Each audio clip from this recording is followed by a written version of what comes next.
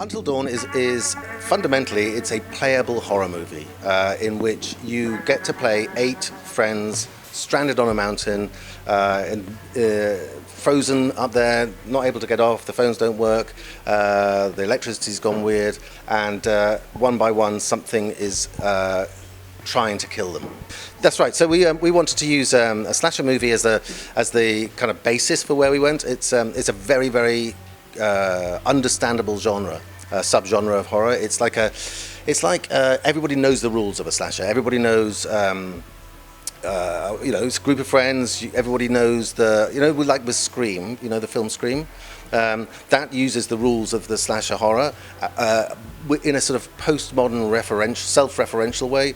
So we wanted to use the same thing, but then start breaking all those rules. So once you're in that slasher horror, things go very different. So horror-wise, we had a lot. So there was outside of horror, the style of game was obviously more like the Heavy Rain style of game, the David Cage Quantic Dream style. But horror-wise, I was just saying before, my favourite horror game is probably a game called Crimson Butterflies, The Fatal Frame. It's a Japanese horror. It's really scary. But also Resident Evil 4. Resident Evil 4 was my not just horror game, one of my favourite games ever. But then Silent Hill, both the Shattered Memories version and the Silent Hill 2, well, no, most of the Silent Hills really. So loads of that sort of game, but also adventure games, like some of the old Sierra games, the idea that you would be able to just explore and find stuff and work stuff out. A large part of Until Dawn is about understanding what's going on.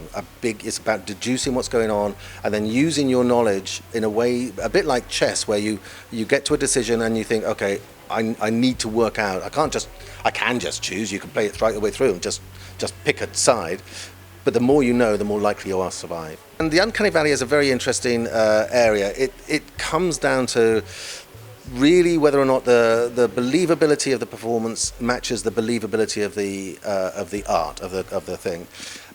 Most of it seems to be orientated around the eyes. If you get the eyes wrong, then you get it right into the Uncanny Valley. You end up with this kind of like robot-y thing.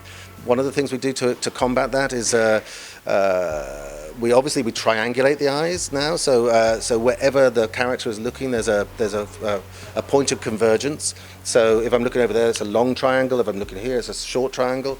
But also that your eyes, in reality, you can't. I'll do this by looking at my fingers. You can't do this with a head where the eyes are locked to the head. The eyes have to be locked to something in the environment.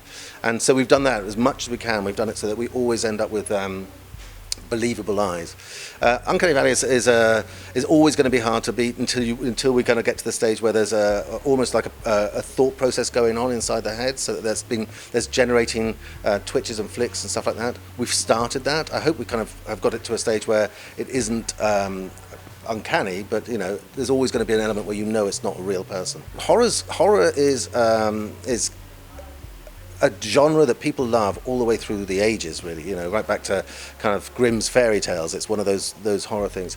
There's a zeitgeist flavour to horror that changes through the times. If you go and look back in the 1950s, it was about the space and aliens and invasion and stuff. If you go to the 80s, it was about body corruption and body horror. So anyway, throughout the different eras, people have different, or the world has a different understanding of what horror is, and we have all of that to play on, so we can start bringing that in. And I think the idea now that the horror is down to you, that it's it's not first person camera, first person horror. I think that's the big change now. I think the fact that the agency that you can have in a character in a horror movie will be a big new thing, I think. We wanted to do DLCs and look at sequels. The difficulty is we just don't know where your story will be. So, once you've started, I don't know who's dead and who's alive, and you can get to the end and everybody can be dead. So that's kind of hard to do a DLC. There is a pre-order a bonus chapter.